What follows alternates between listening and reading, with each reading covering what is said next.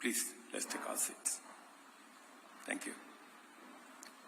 The weight of tragic events in recent weeks has tested our nation's resilience in the wake of unprecedented challenges. Persistent torrential rain has unleashed devastating floods, which have claimed 210 lives as of today.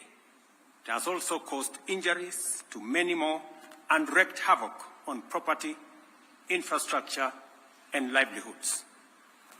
No corner of our country has been spared from this havoc. The reopening of date of our schools after the April holidays, which was scheduled for Monday this week, has had to be varied.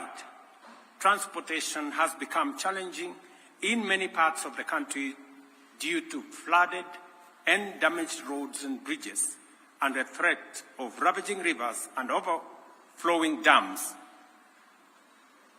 in downstream regions is immense. Water volumes in the Seven Forks Hydroelectric Power Dam have hit historic highs, with Masinga and Kiambere dams already spilling over through the managed spillways and threatening to overflow into neighboring settlements and causing devastation downstream in Garissa and Tana River counties.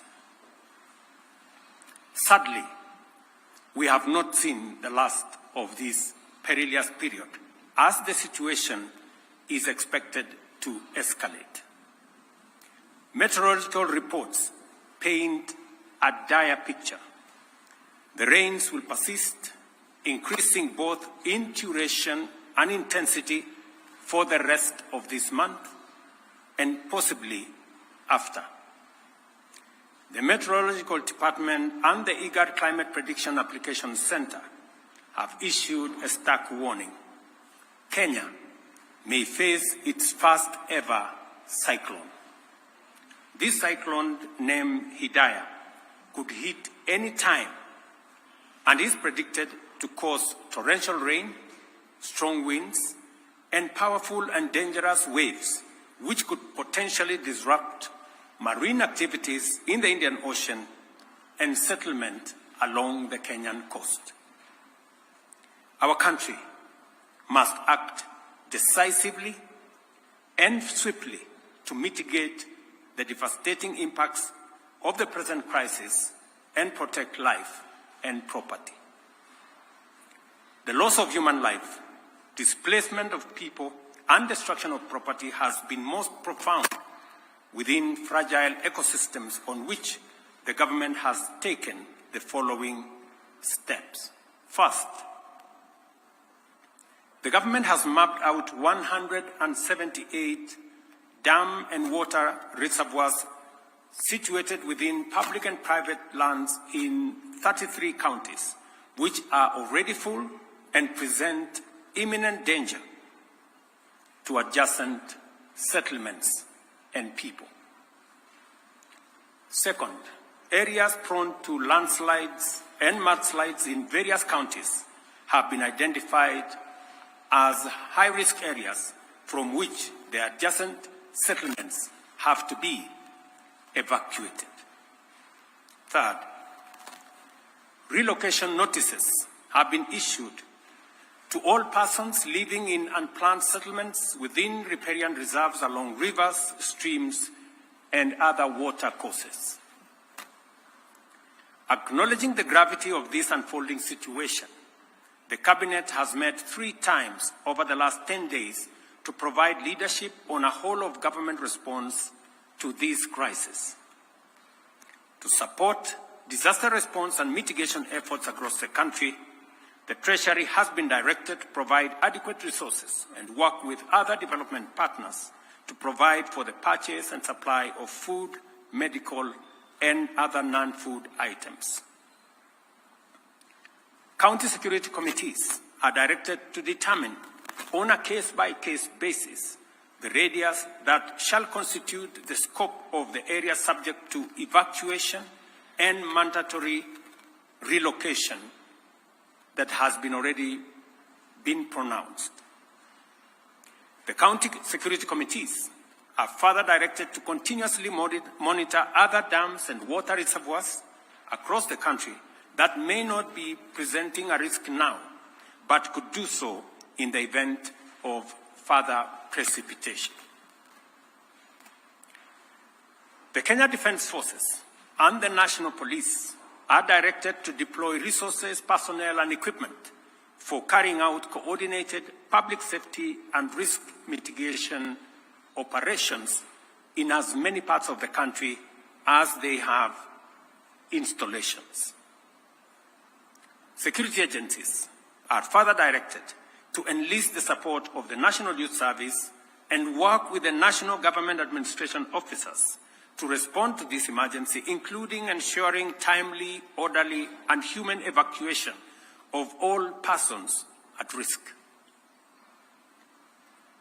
Cabinet secretaries will spearhead disaster response and mitigation efforts across the country, and to this end, ministries, departments, and agencies are directed to work closely with the National Disaster Operations Center and security agencies to ensure the whole-of-government approach to the management of the prevailing crisis. The government, working with stakeholders, has put in place adequate measures to provide temporary shelter, as well as food and non-food essential supplies. The ministry responsible for special programs is directed to work with development partners and relevant humanitarian organizations to mobilize adequate food and non-food supplies to support all affected persons in every part of the country. The Ministry of Agriculture and Livestock Development, through the National Cereals and Produce Board, is directed to make available food supplies in government stores to support this effort. The Ministry of Health is directed to work with development partners, including the World Health Organization, AMREF, Red Cross, UNHCR, World Food Programme, and other relevant humanitarian agencies to mobilize resources and logistical support to avail essential drugs, food, and other medical supplies to those affected. The Ministry of Interior is directed to coordinate the relocation and evacuation of the affected members of the public, identification of sites for temporary shelter for displaced persons, and supervise the overall support program. The Ministry of Education is directed to postpone the dates of reopening of all schools in the country for the second term until further notice. Members of Parliament are requested to reorganize the CDF allocations to prioritize reconstruction of school infrastructure that has been damaged as a result of the floods ravaging the country. As the national government plays its role in dealing with the current situation, I request and urge county governments, development partners, and private sector to join in these efforts and provide support as, where, and when they can. In Nairobi, settlements in riparian reserves have complicated the response efforts and compounded and aggravated the risk to human life, safety, and property destruction. The Ministry of Interior is hereby directed to enforce the relocation notices issued earlier upon their expiry at 6:30 p.m. today. We appreciate and thank members of the public who are already cooperating with government on the evacuation and relocation effort that is underway. I want to mention specifically citizens in different parts. I saw, for example, in Dandora, citizens themselves volunteering, removing their structures, carrying their wares, carrying their furniture, and looking for places to store them. It is an encouraging development that citizens are part of the solution and they are participating in the evacuation and relocation efforts. Further, the government appreciates the goodwill demonstrated by thousands of individuals and institutions, volunteers, and others who have made tremendous input into alleviating the suffering and pain by those affected by the prevailing crisis. In the same spirit, the public is called upon to respect and adhere to safety alerts and interventions and to cease and desist from risking their lives or the lives of others by daring the force of nature. Kenyans must avoid endangering their lives by recklessly attempting to cross flooded rivers or drive on waterlogged roads.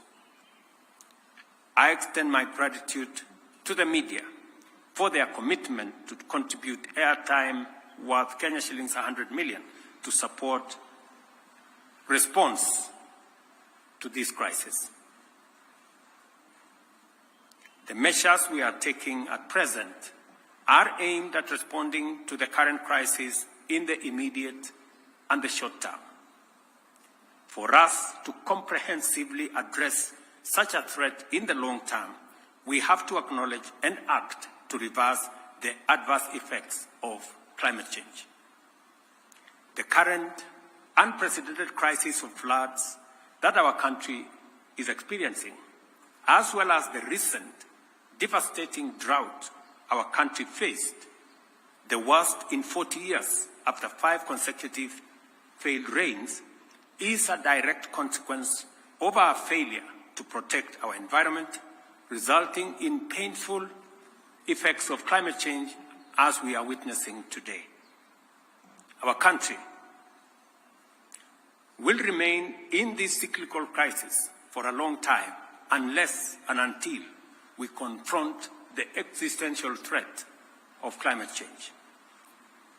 Our climate action agenda is informed by the sad reality that our country's future remains under threat until we restore our degraded ecosystems, including forests, rivers, and wetlands. We must therefore remain committed to confront this existential challenge and do it head-on. It is imperative for us to prioritize environmental conservation efforts and implement aggressive reforestation and wetland restoration programs. Scientific evidence indicates that restoring our natural habitats is our best defense against escalating weather extremes. To this end, I urge you, fellow citizens, to sustain and intensify your positive response to the ecosystem restoration agenda, which aims to grow 15 billion trees nationwide within the next 10 years. This year's program on climate action agenda will be made public in the coming days. The Ministry of Environment and Climate Change and Forestry is hereby directed to immediately expedite the implementation of the ecosystem restoration program and work with all ministries, departments, and agencies and other stakeholders to provide a whole of government, whole of society, whole of nation program. In the face of daunting challenges, immense threats, and unprecedented hazards, our nation has never faltered. The people of Kenya always stand with one another and work together to overcome adversity. We are called upon once again to join hands in this critical juncture and support each other until this season passes, and afterwards, in all endeavors to secure a sustainable future for generations to come. Together, we will win the war against climate change, and also we will build a resilient nation. Thank you very much. God bless you, and God bless our great nation, Kenya. Asanteni sana.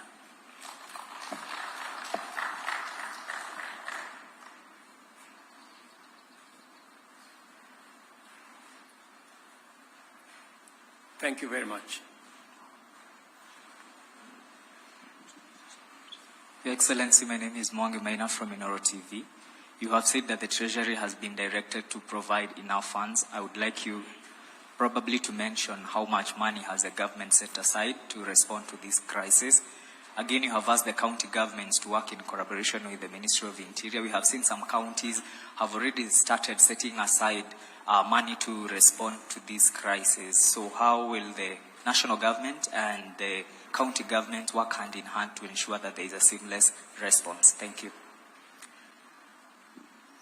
We have three things in quick succession.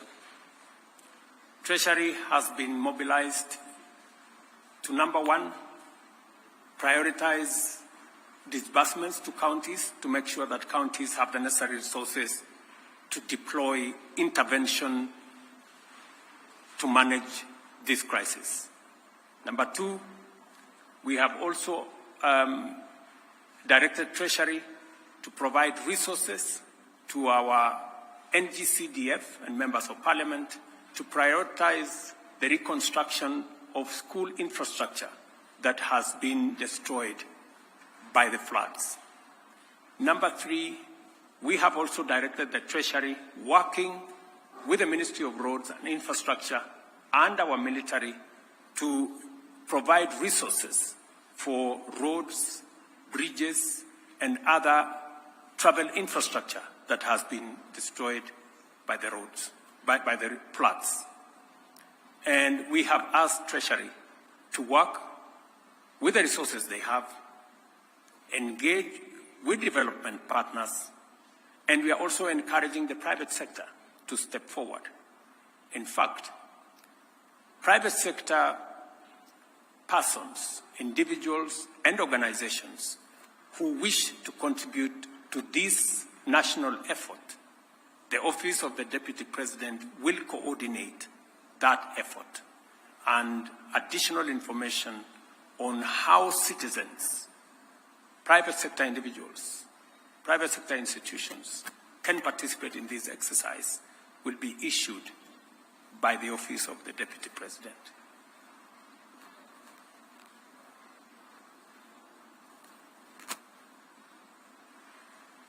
Mr. President, my name is Paul Kirobi from TV47. I have a question pertaining the doctors' strike. How will the government ensure that Kenyans continue to get healthcare services? And another question, what is the status of the dams that were earmarked for the construction by the government? Thank you. I think let's keep to the subject of this press conference.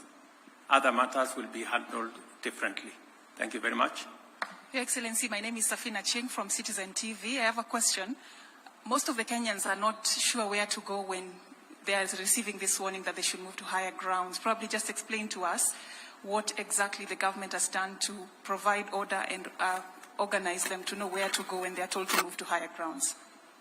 Members of the provincial administration, members of the national government administration officers, our security agencies are already working with communities, with county government officials, on identifying the areas that citizens can be relocated to. There is a whole of government process underway in different parts, especially in the fragile areas that we believe are dangerous and we need to evacuate citizens. So there is already a comprehensive plan run by the Ministry of Interior, working with county governments, working with communities on the ground. And that is why I was saying some community members have demonstrated tremendous patriotism and cooperation by being available to be evacuated, participating in the relocation exercise, and it is commendable that citizens themselves are taking charge of this process, working with members of the national government, the county government, and our security agencies. Naitwa Nairobi kutoka KBC. Swali langu ni kuhusiana na ufunguzi wa shule. Itakuwaje kwa zile shule ambazo wanafunzi walikuwa washarejea shuleni, na vile vile kwenye Wizara ya Elimu tunatarajia kuweza kuona kusoma kupitia mfumo wa kidijitali? Wizara ya Elimu tayari iko na maagizo na maelezo ya vile mambo ya shule itaendelea kutoka hapa. Tumesema mashule yale yalikuwa yanatarajiwa kufunguliwa Jumatatu, sasa hayatafunguliwa mpaka pale mwongozo mpya utakapotolewa, na wizara inaelewa vile itashirikiana na waalimu na viongozi wa mashule kuendeleza sekta hiyo ya elimu kama janga hili litaendelea baada ya wiki ijayo. Serikali itatoa mwongozo zaidi baada ya wiki ijayo. Thank you very much. God bless you. See you next time.